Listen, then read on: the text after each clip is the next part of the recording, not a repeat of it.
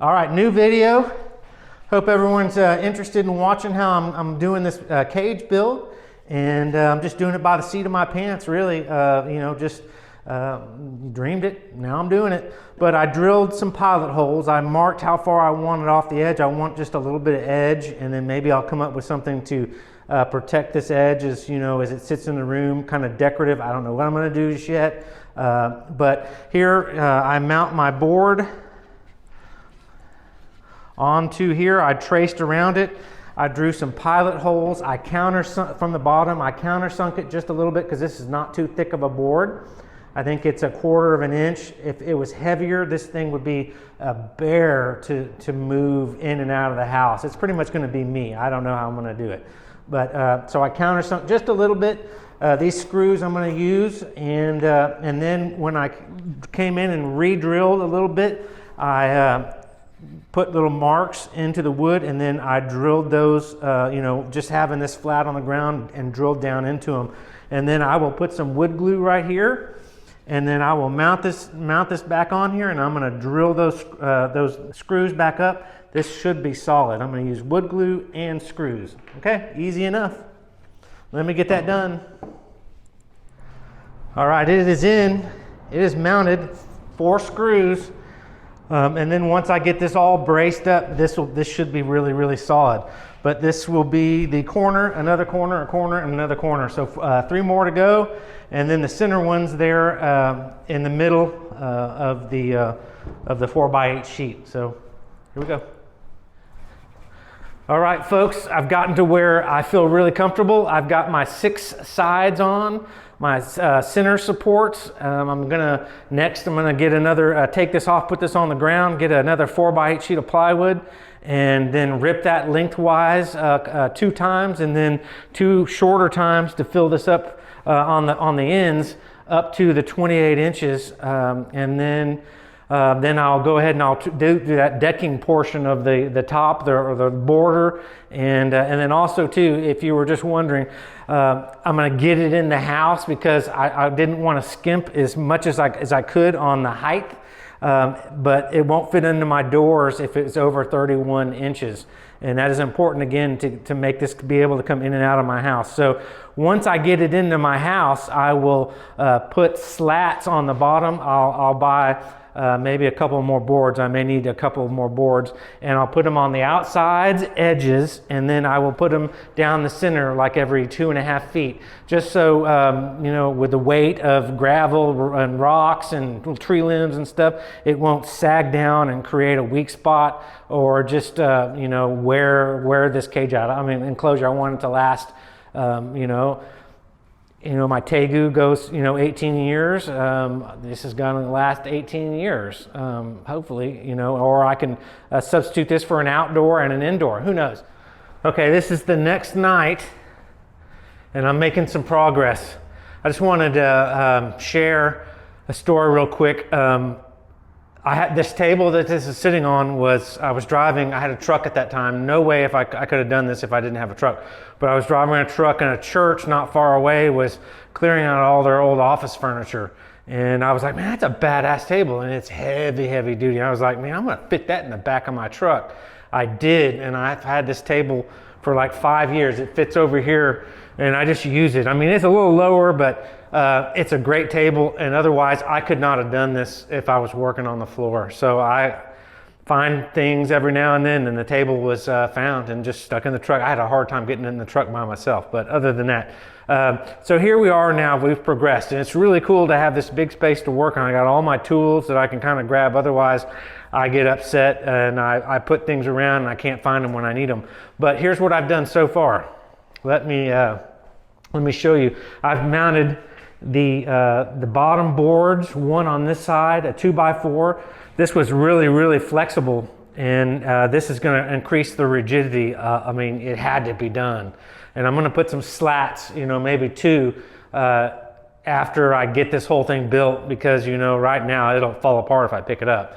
So I got one on this side, one on that side, on the ends, and on the end there, and it really structured it because it was sagging, it was bowing just from the weight of these, it was kind of bowing. So I put those in there. Now it's, you know, probably 75% more solid and rigid. So really made some progression. And then I countersunk all my screws. I had to go back to the hardware store and get 1.5 or 1.25 screws, and they're black this time, and they were still 10 bucks. So 20 bucks in screws. But countersunk them, everything is awesome, and I'm really excited. It's really getting on its way. So I just wanted to update you. Sorry that I didn't include you on screwing in screws, but most people will be like, I don't need to see that. Yeah, so here we are. All right, next time I shoot this, hopefully I got this, I'll have the sides on it, and then I'll move it into the inside, and I'll have to put the top on inside, but create it out here in the garage, because this is 30 inches right now, and it's going to be too difficult to get in the house and the doorways with an extra 2 inches on that. So, yep. All right, this might be worth documenting and putting on video for sure if I frick something up or kill myself. Got this on the table, and I've got this as a kind of a ruler or a guide to help guide my my saw down straight, and I think I've got the measurement right. This could be a big goof up. I mean, this is like $30 plywood, you know. Okay, well, here we go anyways.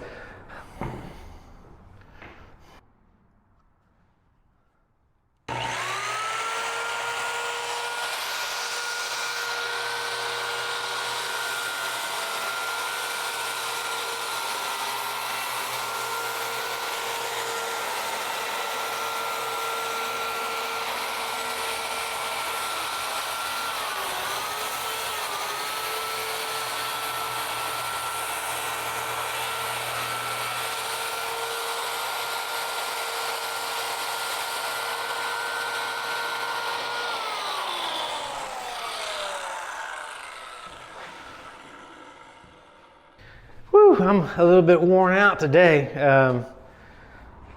Cutting all this stuff, I had to run and get some more wood. One of my other pieces was kind of rotten in the center, would have been weak, and would have kind of wasted my effort of putting that into this and putting so much effort into building this correctly.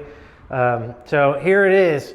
It's not tightened down. All the wood's a little bowed, and so when I tighten it down, it'll straighten up, and everything will fit right in the corners to the best of my ability. I'm definitely not a precision woodworker. I'm off, you know, an eighth here and there, and I can measure exactly and think I got it precisely, and it's 1/8 or 2/8 off, or you know. But like, I don't do this very often. Maybe once every 10 years that I build something, and this is probably a more substantial build. But I'm excited about it. I wish it was bigger. You know, to have 2 4-foot Tegus in here kind of still dwarfs this 4x8 cage. But this is about max. I'm not going to be able to get this in the house by myself, period. I will probably have to have 2 other people, at least 2 other people. It's heavy, and it's the base that's so heavy. But what do you think? It looks like it's going to be pretty cool. Let me show you what I'm going to do. I'm going to, with these other 2x4s, I'm going to make a border on top. You know, something about like that, and have that go all the way around. It's going to add strength, and it's going to make it look more, it's going to make it look nicer. And I'm going to caulk all this off and seal it and paint the interior and paint the outside. It's going to be a substantial product. It's probably going to be, you know, about $350 that I have in this probably when I'm all said and done. But I'm excited at how it's come along. And then also too, I just want to share real quick what I'm going to do here at the base. I'm going to share real quick what I came up in my head to put on the base there where the screws are on the bottom, and it'll help to reinforce if the boards want to bow out. And I'll screw them from the inside and into that board, so they will stay fixed there in the center and not have a little bit of outer warp in, or, you know, a bow in or a bow out. And I want to just show you that real quick. These boards were about $2 a piece, and I had to get 3 of them, but they are the same width as, you know, the height of the boards, and then they will fit in there, and they're about 3/4 or maybe a half an inch, and I'm going to cut those to fit right in between the 2 outer borders there, and then I will screw those down and then screw them from the end coming into this, and then liquid nail everything so it's really tight and will hold together for a really long time. I think it'll be pretty nice. Real quick, I'm going to show you what I meant by those little boards that I was bringing out. I just cut these down, sanded them a little bit. They were a little rough because they're not very expensive as far as wood goes. Wood is nuts still. So then it just fits right in there, and then this piece will butt up against it, and this will just like add reinforcement. Plus it adds a little bit more decorative look. Tegu cage, not decorative, but yeah, I think it's coming out really cool. So all right, I'm going to wrap this video up before it gets too long. People's attentions are short these days, but I've got everything together where I like it, and I appreciate everyone tuning in, and hopefully you're liking my Tegu videos and my boa videos and getting something out of that, and those are entertaining to watch. That's my goal. And then you know, this is a pretty cool build, and I don't do this but one every, you know, probably one every 10 years that I get a wild hair up my rear end, and I'm like, I'm gonna build something. So yeah, so thanks for tuning in, and check me out on future videos, and I hope everyone's having a good new year and everyone's staying positive and happy, and our reptiles will help do that. All right, well, thanks for tuning in. Bye-bye.